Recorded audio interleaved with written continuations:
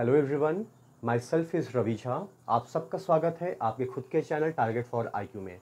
जैसा कि अभी कुछ दिन पहले टारगेट फॉर आईक्यू ने एक वीडियो अपलोड किया था और उसी दौरान लगभग जितने भी चैनल्स हैं सोशल मीडिया के ऊपर उन सभी ने एक प्रेडिक्शन जाहिर की कि हो सकता है कि बहुत ही जल्द हम सभी को यूपी पीसीएसजे का नोटिफिकेशन देखने को मिले। उसके अंदर मैंने एक वीडियो खुद बनाया था जिसके अंदर ये चर्चा की गई कि अगर Uttar Pradesh public service commission अपना नोटिफिकेशन जारी करती है जुडिशियल सर्विसेज के एग्जामिनेशन पॉइंट ऑफ व्यू से, तो उसके अंदर का सिलेबस क्या होगा। और ख़ास तौर से उस वीडियो के अंदर मैंने प्री के एंटायर सिलेबस को लेकर डिस्कशन किया था।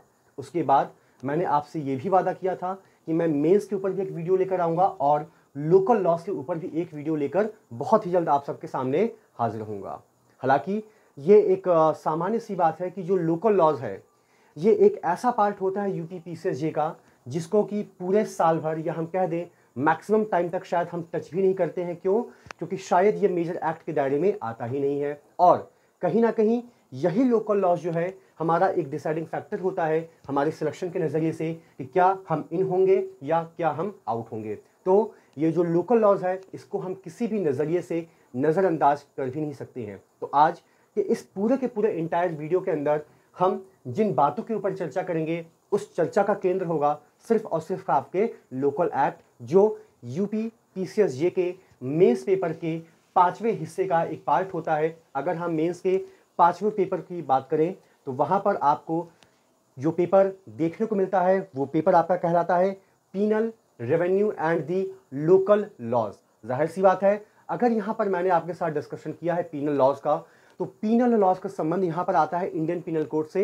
हालांकि इस पर्टिकुलर पोर्शन के अंदर मैंने आईपीसी का जिक्र कहीं भी नहीं किया है। क्यों? क्योंकि आपके साथ एक वादा जो किया गया था कि जो वीडियो होगा उसके ऊपर चर्चा की जाएगी सिर्फ और सिर्फ लोकल लॉज को ध्यान में रखते हुए। तो आप सबको ये जानना बेहद ही ज़्यादा ज़रूरी है कि यूपी पीसीएसजे का जो मेंस पेपर होता है और मेंस पेपर का जो 5वां पेपर होता है उस 5वें पेपर को हम कहीं ना कहीं 2 हिस्सों में इंटरनली डिवाइड करते हैं।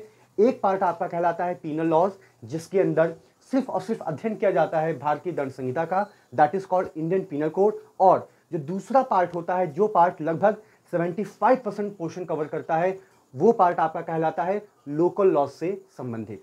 अगर हम इस टोटल पेपर के मार्क्स को देखें तो आपको पता होगा कि ये टोटल जो 5वां पेपर है उसके लिए जो मार्क्स एलोकेट किए गए हैं वो होते हैं 200 नंबर का पेपर। अगर हम 200 नंबर को बाइफरकेट करें तो आपको ये पता होगा कि उस 200 नंबर के अंदर 50 नंबर का आपका लगभग इंडियन पीनल कोड आता है और लगभग 150 नंबर का आपका लोकल लॉज होता है। तो मैंने जैसे कि पहले ही आपसे कह दिया है कि लोकल लॉज कहीं ना कहीं इस सेवा का एक ऐसा पार्ट है जिसको कि हम चाह कर भी नज़रअंदाज कर नहीं सकते हैं और कहीं ना कहीं लोकल लॉज एक डिसाइडिंग फैक्टर्स होता है आपके सिलेक्शन का। तो आइए हम चर्चा करते हैं कि लोकल लॉज के अंदर वो कौन कौन से एक्ट हैं जिसके ऊपर हमें गहन अध्ययन और विस्तृत जानकारी लेने की ज़रूरत है। तो जैसा कि व्हाइट बोर्ड के ऊपर आपको नज़र आ रहा होगा लगभग 6 लोकल एक्ट हैं जिसको कि हमें पढ़ने और समझने की ज़रूरत है इस एग्जामिनेशन पॉइंट ऑफ व्यू से। हालांकि जब 2018 का नोटिफिकेशन आया था तो उस दौरान भी एक चर्चा का दौर था कि जो हमारे एग्जिस्टिंग लोकल लॉज हैं इनको रिप्लेस किया जाएगा किसी दूसरे नए लॉज को इंसर्ट करके। लेकिन जब तक नया नोटिफिकेशन नहीं आ जाता और नए नोटिफिकेशन के अंतर्गत उसका जिक्र नहीं किया जाता है फिलहाल उसके बारे में कोई भी जानकारी देना या टिप्पणी करना यह न्यायोचित बिल्कुल भी नहीं होगा। तो फिलहाल अगर हम सन 2018 के नोटिफिकेशन और उसके सिलेबस के पार्ट को देखें और अगर वहां से हम एक अंदाजा लगाने की कोशिश करें तो हमें यह समझने और देखने की जरूरत है कि जिन 6 लोकल लॉज का जिक्र आपके सामने इस व्हाइट बोर्ड के ऊपर किया गया है उन्हीं लोकल लॉज के मद्देनजर हमें अपनी तैयारी को एक नया आयाम और एक नया रूप देने की जरूरत है। अब आइए चर्चा करते हैं कि ये लोकल लॉज कौन कौन से हैं। जैसा कि पहला जो लोकल लॉज है आप देख सकते हैं the Uttar Pradesh zamindari abolition and the land reform act 1950।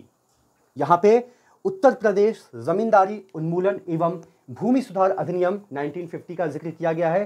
हालांकि यहाँ पर 1951 है उस पर गौर मत कीजिएगा।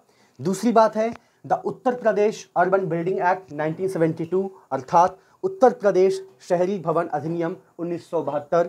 जो तीसरा लोकल लॉज है आपका वो कहलाता है Uttar Pradesh urban planning and the development act 1973 that is called Uttar Pradesh नगर एवं विकास अधिनियम 1973। चौथा जो एक्ट है वो है आपका Uttar Pradesh consolidation of holdings act 1953, अर्थात उत्तर प्रदेश जोत चकबंदी अधिनियम 1953। उसके बाद उत्तर प्रदेश पंचायत राज एक्ट 1974, अर्थात उत्तर प्रदेश पंचायत राज अधिनियम 1974। और जो अंतिम लोकल एक्ट है आपका वो है उत्तर प्रदेश म्यूनिसिपैलिटीज एक्ट 1960, अर्थात उत्तर प्रदेश नगर पालिका अधिनियम 1916।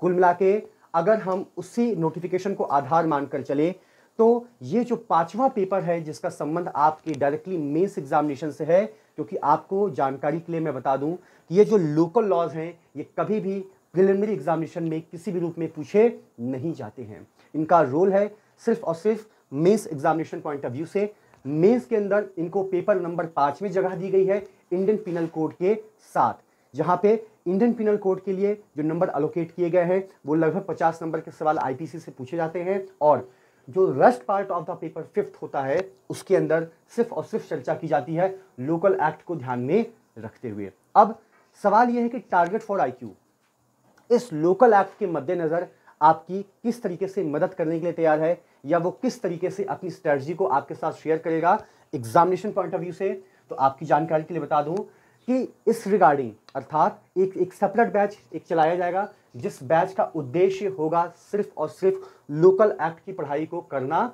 या करवाना, यानी कि एक सेपरेट बैच होगा।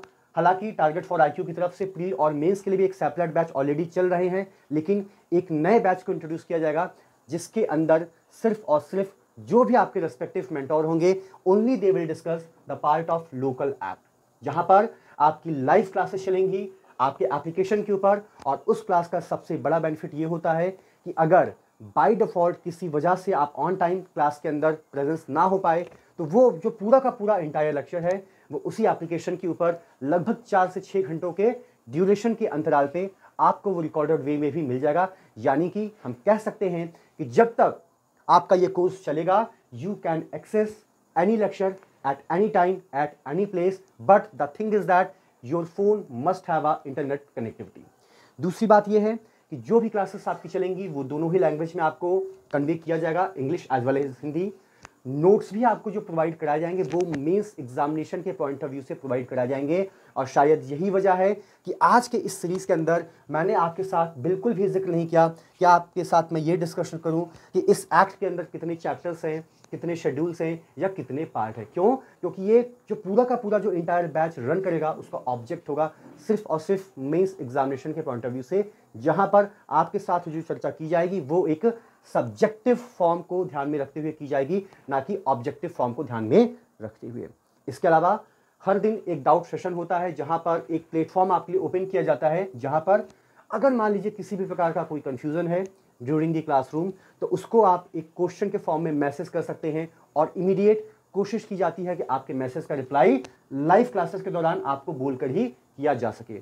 अपार्ट फ्रॉम दैट अगर हम इस इंटायर बैच के ड्यूरेशन की बात करें तो the moment this particular batch will start इसका ड्यूरेशन होगा लगभग 2 से 3 महीने का। यानी कि सारे के सारे जो 6 लोकल एक्ट हैं फिलहाल 2018 के नोटिफिकेशन को ध्यान में रखते हुए इन सारे के सारे लोकल एक्ट को आपको बड़े ही शानदार तरीके से कंप्लीट कराने के लिए at least we needed minimum 2 to 3 months, जहां पर आपकी क्लासेस का ड्यूरेशन जो होगा पर डे मिनिमम 1 घंटे का होगा।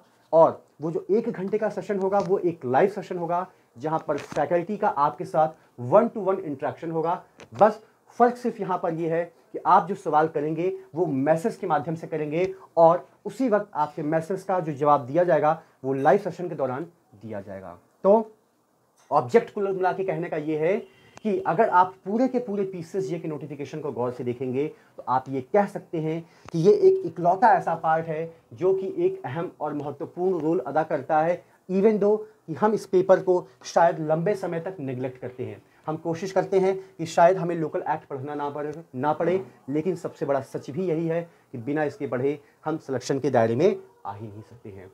इसके अलावा अगर इस बैच के रिगार्डिंग आपकी कोई भी क्वेरीज हो कि इनरोल कैसे होना है, ड्यूरेशन कैसा होगा, डेमो क्लास के रिगार्डिंग, तो इन सारी की सारी जानकारी आपको डिस्क्रिप्शन बॉक्स में भी दे दी जाएगी। इसके अलावा यहाँ पर एक नंबर दिया गया है, वो नंबर है आपका 7500110314। ये number target for IQ team का ही है। आप इस नंबर पे कॉल कर मैसेज करके इस पर्टिकुलर बैच के रिगार्डिंग पूरी की पूरी जानकारी ले सकते हैं। लेकिन आपको मैं फिर से बता दूं कि इस बैच के अंदर सिर्फ और सिर्फ लोकल एक्ट के बारे में ही आपको पढ़ाया जाएगा। अगर आप प्री बैच को ज्वाइन करना चाहते हैं एग्जामिनेशन के नज़रिए से, या अदर लॉज को आप mains examination point of view के नज़रिए से ज्वाइन करना चाहते हैं, तो वो हमारा एक दूसरा बैच है जो कि ऑलरेडी इस वक्त रनिंग में चल रहा है। लेकिन इस बैच के अंदर सिर्फ और सिर्फ लोकल एक्ट के ही बारे में चर्चा की जाएगी, क्योंकि बहुत सारी ऐसी क्वेरीज टाइम टू टाइम आती है जहां पर जनरली उनका एक क्वेश्चन भी रहता है या उनका एक व्यूज़ भी रहता है कि देखिए सर, हमने मेजर एक्ट बहुत पढ़ लिया, क्योंकि कई सारे मेजर एक्ट ऐसे हैं जो कि डिफरेंट स्टेट्स में कॉमन होते हैं, तो हमें उसके लिए प्रॉब्लम नहीं है। प्रॉब्लम वहाँ पर आती है जब एक लोकल एक्ट का इंट्रोडक्शन होता है। भले ही हम यूपी के हों तो हमारे लिए कहा जा सकता है कि ठीक है, हमारे लिए एक नॉर्मल है, लेकिन अगर मान लीजिए कोई बिहार से कैंडिडेट एग्जाम देने के लिए आ रहा है या कोई बंगाल का कैंडिडेट एग्जाम देने के लिए आ रहा है, तो उसके लिए तो ये बिल्कुल नया है। That person having a knowledge of CRPC, evidence, IPC, jurisprudence, international law, family law, international law and all, उसके पास एक पर्याप्त जानकारी होगी बाकी सारे लॉज की। लेकिन क्योंकि उसके राज्य के अंदर इसका जिक्र नहीं है, क्यों? क्योंकि टेरिटरीज अलग अलग है, अधिकार क्षेत्र अलग अलग है, इसलिए उनको यहाँ पर प्रॉब्लम फेस होती है।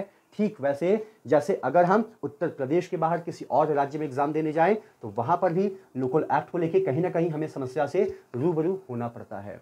तो अगर आप सिर्फ और सिर्फ लोकल एक्ट के नज़रिए से अपनी पढ़ाई को चाहते हैं तो please do join this batch, जिसकी जानकारी आपको दिए गए नंबर पे भी मिल जाएगी डिटेल में, और डिस्क्रिप्शन बॉक्स के लिंक में भी आपको इसकी इंटायर जानकारी दे दी जाएगी। Thank you so much to all of you.